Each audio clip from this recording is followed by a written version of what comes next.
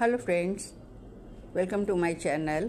आज मैं आप लोगों के लिए पेपर 1 और पेपर 2 CDP सीटेट के लिए प्रीवियस ईयर में आए हुए क्वेश्चंस को लेकर प्रस्तुत हूँ। अगर आपको यह वीडियो पसंद आए तो कृपया इसे शेयर और सब्सक्राइब जरूर करेंगे। बाल विकास मुख्यतः किससे संबंधित है? ए. केवल शारीरिक वृद्धि, बी. संज्ञानात्मक और भावनात्मक वृद्धि, सी. गर्भाधान से किशोरावस्था तक होने वाले समग्र परिवर्तन, या केवल नैतिक विकास। उत्तर है सी. गर्भाधान से किशोरावस्था तक होने वाले समग्र परिवर्तन। विकास समग्र होता है, शारीरिक, मानसिक, भावनात्मक, सामाजिक और नैतिक। बच्चे की लंबाई बढ़ना, शब्दावली सुधरना, भावनाओं पर नियंत्रण, ये सभी विकास के अंतर्गत आते हैं। क्वेश्चन नंबर 2, सीखना ज्ञान निर्माण करने की प्रक्रिया है। यह विचार किससे संबंधित है? ए. व्यवहारवाद, बी. संरचनावाद, C. Trial and error, D. Conditioning. उत्तर है बी. संरचनावाद, जिसे कंस्ट्रक्टिव भी कहा जाता है। पियाजे और वाइगोत्स्की के अनुसार बच्चे अनुभवों से ज्ञान का निर्माण करते हैं। बच्चा योग या जोड़, जिसे कहते हैं जोड़ना, वो लकड़ियों से सीखता है, रट कर नहीं। क्वेश्चन नंबर 3, पियाजे के अनुसार 7 से 11 वर्ष का बच्चा किस अवस्था में होता है? ए. संवेदी गत्यात्मक अवस्था, बी. पूर्व संचालन अवस्था, सी. ठोस संचालन अवस्था, डी. औपचारिक संचालन अवस्था। उत्तर है सी. ठोस संचालन अवस्था। इस अवस्था में तर्कशील सोच वास्तविक वस्तुओं पर विकसित होती है। वस्तुओं का आकार या रंग के आधार पर वर्गीकरण करना बच्चा सीखता है। चौथा, समीपी विकास का क्षेत्र, जोन ऑफ प्रॉक्सिमल या ZPD किसने दिया? A. Bruner, B. Vygotsky, C. Skinner, D. Thorndike. उत्तर है बी. वाइगोत्स्की। ZPD क्या है? शिक्षक या वयस्क के द्वारा दिए गए सहारे से सीखना, हेल्प से सीखना। बच्चा को थोड़ा सा हेल्प करने से वो सीख जाता है। तो शिक्षक की मदद से किसी भी गणित के सवाल को हल करना या किसी भी पहेली को हल करना। क्वेश्चन नंबर 5, सीखने की तत्परता, रेडीनेस किस पर निर्भर करती है? ए. केवल उम्र पर, बी. केवल शारीरिक परिपक्वता पर, बी. परिपक्वता तथा पूर्व ज्ञान पर, डी. भाग्य पर। उत्तर है सी. परिपक्वता तथा पूर्व ज्ञान पर। बच्चा तब बेहतर सीखता है जब वह परिपक्व हो और पूर्व ज्ञान रखता है। जैसे घटाव सीखने से पहले संख्या का ज्ञान होना जरूरी है। सुदृढ़ीकरण या रीइंफोर्समेंट किसे मजबूत करता है? ए. भूलना, बी. प्रेरणा, सी. व्यवहार, डी. थकान। उत्तर है सी. व्यवहार। सुदृढ़ीकरण से व्यवहार दोहराने की संभावना बढ़ती है। शिक्षक के द्वारा बच्चे की साफ सुथरी लिखावट की प्रशंसा बच्चे को साफ सुथरा लिखने के लिए प्रेरित करती है। सतत एवं व्यापक मूल्यांकन किस पर केंद्रित है? ए. केवल वार्षिक परीक्षा, बी. शैक्षणिक तथा सह शैक्षणिक क्षेत्रों पर, सी. केवल अंक, डी. केवल गृह कार्य। उत्तर है बी. शैक्षणिक तथा सह शैक्षणिक क्षेत्रों पर। CCE में कौशल, दृष्टिकोण, सहभागिता, व्यवहार आदि का मूल्यांकन होता है। रचनात्मकता, अनुशासन, टीम वर्क के साथ साथ शिक्षा में भी उसकी उपलब्धि का मूल्यांकन होता है। 8, समावेशी शिक्षा का अर्थ है? ए. दिव्यांग बच्चों को अलग पढ़ाना, बी. सभी बच्चों को साथ पढ़ाना, सी. केवल मेधावी बच्चों को पढ़ाना, डी. केवल धीमी गति से सीखने वालों को पढ़ाना। उत्तर है बी. सभी बच्चों को एक साथ पढ़ाना। समावेशी शिक्षा सभी को समान अवसर देता है। इसके लिए वो रैंप, सहायक शिक्षा, सहपाठी सहयोग की मदद लेता है। सबके सहयोग से वो सबको समान शिक्षा देता है। एक ही कक्षा में सभी तरह के बच्चे पढ़ते हैं। 9, छात्रों में प्रेरणा कब बढ़ती है? जब शिक्षक डांटते हैं, बी. जब सीखना अर्थहीन हो, सी. जब कार्य रोचक और जीवन से जुड़े हों, डी. जब परीक्षा बहुत कठिन हो। उत्तर है सी. अर्थपूर्ण सीखना प्रेरणा है जब कार्य रोचक और जीवन से जुड़े हों। ऑप्शन सी यही कहता है।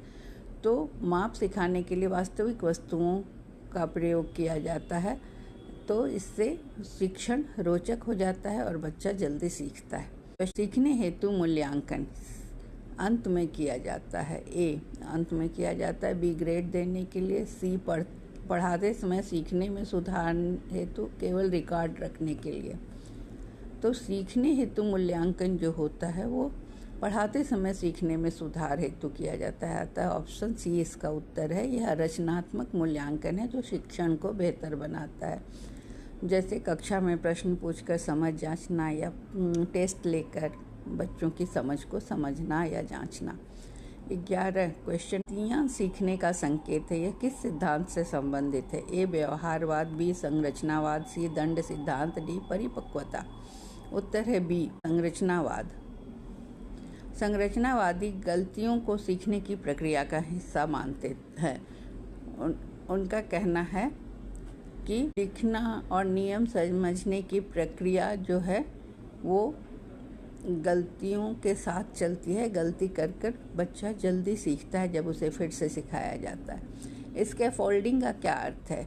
ए दंड देना, बी अस्थायी सहायता देना, सी स्थायी सहायता देना, डी जटिल कार्य देना। उत्तर है बी अस्थायी सहायता देना।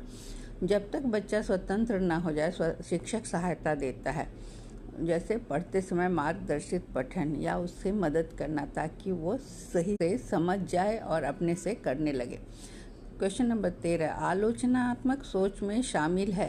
ए रटकर सीखना, बी अंधानुकरण, सी तार्किक व विश्लेषणात्मक सोच, डी नोट्स की नकल, सी तार्किक और विश्लेषणात्मक सोच। आलोचनात्मक सोच जो होती है वो विश्लेषण और मूल्यांकन से मिलकर बनती है। किसी भी चीज़ का विश्लेषण करके उसका मूल्यांकन करने से ही आलोचनात्मक सोच का विकास होता है। इसलिए दो समाधानों की तुलना करना ही आलोचनात्मक सोच का उदाहरण है। कुछ समूह कार्य को बढ़ावा देने वाला शिक्षक किसका विकास करता है? ए अलगाव, बी सामाजिक विकास, सी केवल प्रतिस्पर्धा, डी रटने की क्षमता। बी है इसका उत्तर सामाजिक विकास। समूह कार्य सहयोग और संचार को बढ़ाता है। समूह प्रोजेक्ट या सामूहिक समस्या का समाधान करता है। क्वेश्चन नंबर 15 डिस्लेक्सिया किसे प्रभावित करता है? ए सुनना, बी पढ़ने की क्षमता, सी शारीरिक गतिविधि, डी व्यवहार। उत्तर है बी पढ़ने की क्षमता।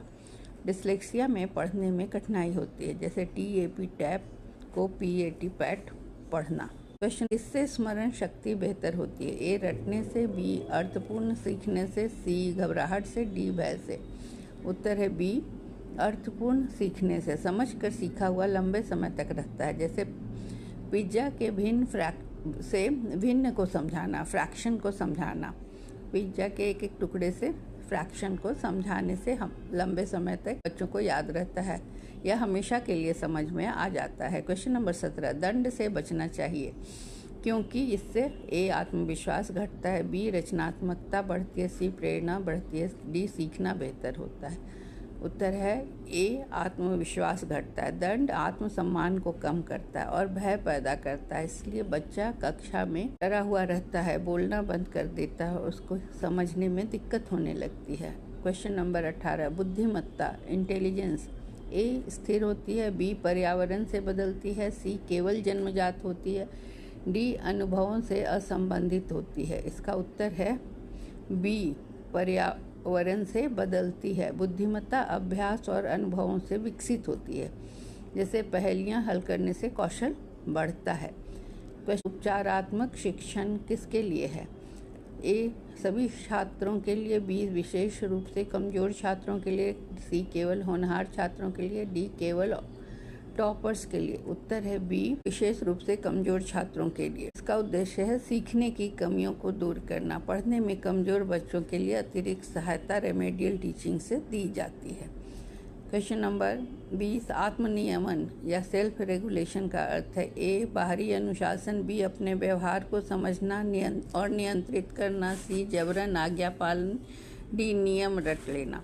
उत्तर है बी अपने व्यवहार को समझना और नियंत्रित करना। बच्चा स्वयं अपनी भावनाओं और व्यवहार को नियंत्रित करता है, जैसे खेल में अपनी बारी का इंतजार करना, क्यू में खड़े होना। सहपाठी अधिगम सबसे अच्छा कब होता है? ए जब छात्र एक दूसरे को सिखाते हैं, बी जब शिक्षक लगातार बोलते रहते हैं, सी जब छात्र चुप रहते हैं, डी जब छात्र अकेले सीखते हैं। उत्तर है ए जब छात्र एक दूसरे को सिखाते हैं। सहपाठी अधिगम समझ बढ़ाता है। 2 बच्चे मिलकर गणित की समस्या हल करते हैं तो समझ ज़्यादा बढ़ती है। शिक्षार्थियों में व्यक्तिगत भिन्नताएं बतलाती है। क्या बतलाती है कि ए सभी बच्चे एक जैसे सीखते हैं। बी शिक्षण में विविधता आवश्यक है। सी एक ही विधि पर्याप्त है। अंक ही क्षमता बताते हैं। उत्तर है बी शिक्षण में विविधता जरूरी है क्योंकि सभी बच्चे एक जैसे नहीं होते हैं। सबों की समझ अलग अलग होती है, इसलिए अलग अलग बच्चों के लिए अलग अलग शिक्षण विधियां अपनानी चाहिए। इसके लिए दृश्य चार्ट गतिविधियां, चर्चा इत्यादि विधियों से बच्चों को सिखाना चाहिए क्योंकि 2 बच्चे एक जैसे नहीं होते हैं। क्वेश्चन, अवधारणा सिखाने का सर्वोत्तम तरीका क्या है? ए सीधे बताना, बी अनुभवात्मक अधिगम, सी रटाना, डी परिभाषा दोहराना। उत्तर है बी अनुभवात्मक अधिगम। खुद से करके सीखना, हाथों से सीखने से समझ गहराई तक जाती है, हमेशा याद रहती है। जैसे वाष्पीकरण को पढ़ाने के लिए प्रयोग करके समझाना तो बच्चों को ज़्यादा समझ में आता है। क्वेश्चन नंबर 24, ADHD वाला बच्चा किसकी ज़रूरत रखता है? ए बार बार दंड, बी अधिक संरचित वातावरण, सी अलग थलग करना, डी जटिल कार्य। उत्तर है अधिक संरचित वातावरण। ADHD बच्चों को छोटे छोटे कार्य, स्पष्ट नियम और ब्रेक की आवश्यकता होती है। वे लगातार कंसंट्रेट नहीं कर सकते हैं, इसलिए कार्यों को छोटे छोटे चरणों में बांटकर उन्हें शिक्षा देनी चाहिए। क्वेश्चन नंबर 25, रचनात्मक प्रतिक्रिया कंस्ट्रक्टिव फीडबैक का क्या अर्थ है? ए नकारात्मक आलोचना, बी विशिष्ट और सहायक मार्गदर्शन, सी अपमानजनक टिप्पणियाँ, डी अप्रासंगिक टिप्पणी। उत्तर है बी विशिष्ट और सहायक मार्गदर्शन। प्रतिक्रिया सुधार के लिए होनी चाहिए। आपके विचार अच्छे हैं, कुछ और उदाहरण जोड़ें, इस तरह से बच्चों को कहना ताकि बच्चों में रचनात्मक प्रतिक्रिया हो या टीचर की रचनात्मक प्रतिक्रिया से बच्चों का आत्मविश्वास बढ़े। धन्यवाद।